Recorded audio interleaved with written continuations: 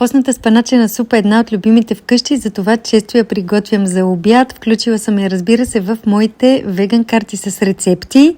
Картите с рецепти на мен са ми доста удобни, често ги използвам, като си гледам рецептите от тях. Всичко ми е написано, необходимите продукти, как да се приготви. За спаначената супа ще нарежа на малки купчета картофите, които ще ги сваря предварително. След това ще добавя наситно нарязани лук, морков, накрая добавям и спанака, сол на вкус, малко мазнина и фиде, което вари още 10 минути.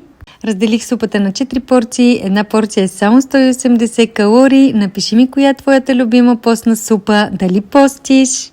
И ако искаш още идеи за постни или веган ястия и десерти, вземи си моите 22 веган карти с рецепти.